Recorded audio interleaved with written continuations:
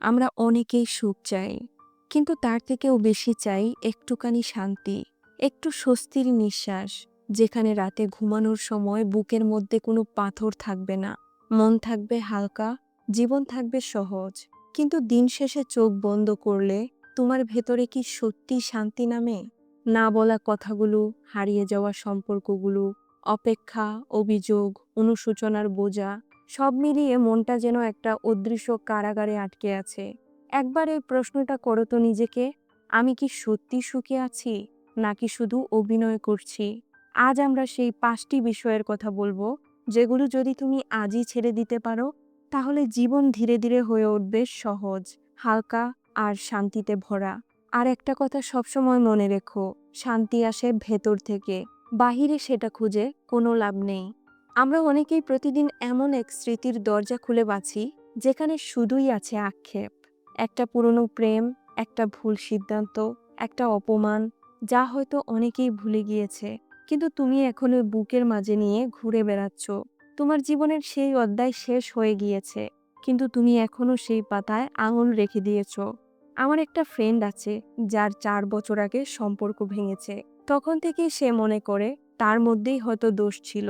সে যদি দোষ না করত, তাহলে সম্পর্কটা ভাঙতো না। দিনরাত সেই মুহূর্তগুলোর কথা মনে করে সে কান্নায় ভেঙে পড়ে। কিন্তু প্রশ্ন হলো, এটা কি তার বর্তমানকে ভালো করছে? একদমই না। সে নিজেই এখন নিজের সবচেয়ে বড় শত্রু হয়ে উঠেছে। সত্যি বলতে, অতীত হলো শুধুমাত্র শিক্ষা নেওয়ার জায়গা, সেখানে বাস করার জায়গা না। ক্ষমা করো, অন্যকে নয়, নিজেকে। যা হয়েছে সেটা হয়ে গিয়েছে। তোমার জীবনের বাকিটা এখনো লেখা বাকি, তাই কলমটা আবার হাতে নাও, পুরনো পাতা ছিঁড়ে ফেলো, আর শান্তির নতুন এক অধ্যায় শুরু করো। তুমি কি এমন মানুষ যে সবকিছু ঠিক রাখতে চায়? কার কি মনোভাব, কে কি বলল, সামনে কি হবে, তুমি সবকিছুর উত্তর খুঁজতে খুঁজতে হয়রান? তুমি চাইছো জীবন হোক নিখুঁত, মানুষ হোক যেমন তুমি চাও, ভবিষ্যৎ হোক তোমার প্ল্যান মতো। কিন্তু একটা সত্যি কথা বলি, জীবন কখনোই আমাদের প্ল্যান মতো চলে না। তুমি চাইলেও কারো আচরণ, সময়, আবহাওয়া, সমাজ, কিছুই তুমি কন্ট্রোল করতে পারবে না। তুমি পারো শুধু নিজেকে নিয়ন্ত্রণ করতে। তুমি বাতাস নিয়ন্ত্রণ করতে পারবে না ঠিকই, কিন্তু পাল সামলে নিতে পারো। তাই যা তোমার নিয়ন্ত্রণে নেই তা ছেড়ে দাও, আর যা তোমার হাতে তাতে মনোযোগ দাও। তোমার প্রতিক্রিয়া, তোমার কাজ, তোমার মনোভাব, এই সব কিছুই তোমার হাতে। যে জিনিসগুলো তুমি কন্ট্রোল করতে পারো না, সেগুলো নিয়ে টেনশন করার মানে হলো তোমার মনের শান্তিকে ধ্বংস করা। আজ থেকে চেষ্টা করো জীবনকে একটু বেশি বিশ্বাস করতে, ভবিষ্যতের দিকে একটু আস্থা রাখতে, আর কিছু কিছু জিনিসকে ছেড়ে দিতে শেখো। তুমি হয়তো একজন ভালো মানুষ, সবাইকে খুশি রাখো, নিজের কথা কম বলো, ভয় পাও লোকে কি বলবে। কিন্তু সেই ভালো মানুষটাই যখন একদিন ভেঙে পড়ে, তখন কেউ তার পাশে থাকে না। একজন ছেলের কথা বলি, সে সারা জীবন চেষ্টা করেছে সবাইকে খুশি রাখতে। মা বাবা বললে সে নিজের স্বপ্ন ছেড়েছে, বন্ধু বললে সে নিজের ইচ্ছা ছাড় দিয়েছে, প্রেমিকা বললে সে নিজের পরিবারকেও এড়িয়ে গিয়েছে। কিন্তু আজ সবাই চলে গিয়েছে, আর সে দাঁড়িয়ে আছে একা, নিজেকে ভুলে ফেলে। একটা কথা মনে রেখো, অন্যদের আরাম দিতে গিয়ে নিজেকে পুড়িয়ে ফেলতে হবে না।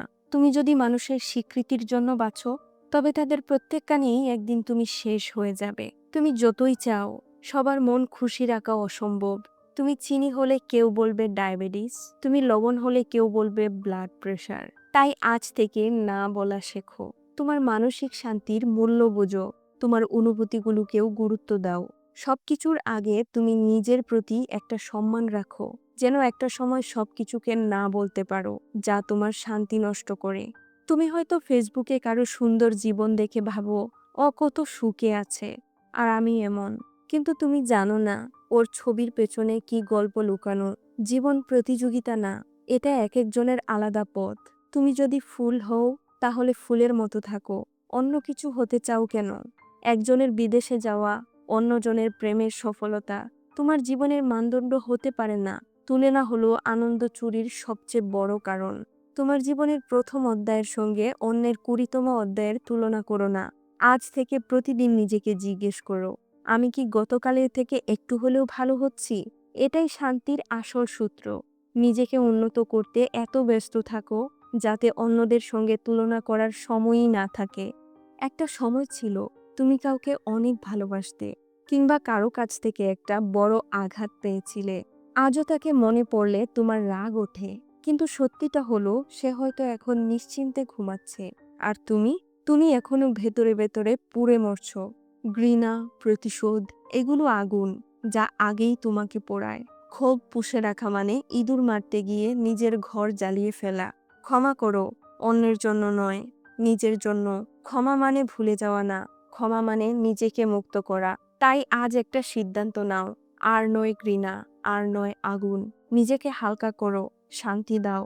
সুখ খুঁজো না, তুমি যদি শান্ত থাকতে পারো তাহলে সুখ আপনা আপনিই আসবে। এই 5টা বিষয় যদি তুমি ছেড়ে দিতে পারো, তাহলে তুমি একদিন এমন এক মানুষ হয়ে উঠবে যার ভেতরে থাকবে স্থিরতা, মন থাকবে হালকা, একটা গভীর প্রশান্তি। যখন তুমি ঠিক করো আর কাউকে বা কোনো ঘটনাকে তোমার আবেগ নিয়ন্ত্রণ করতে দিবে না, তখনই শুরু হয় শান্তি। তো বন্ধুরা, আজকের ভিডিওটি এই পর্যন্তই। ভিডিও কেমন লাগলো তা কমেন্ট করে অবশ্যই জানিয়ে দাও। আর আমার ভিডিও যদি তোমার ভালো লাগে তাহলে চ্যানেলটি সাবস্ক্রাইব করে পাশে থাকা বেল আইকনটি বাজিয়ে দাও, যাতে নতুন ভিডিও আসার সাথে সাথেই তোমার কাছে নোটিফিকেশন পৌঁছে যায়। তো আজকের মতো বিদায় নিচ্ছি, দেখা হবে নতুন কোনো ভিডিওতে। সেই পর্যন্ত সবাই অনেক অনেক ভালো থেকো। আল্লাহ হাফেজ।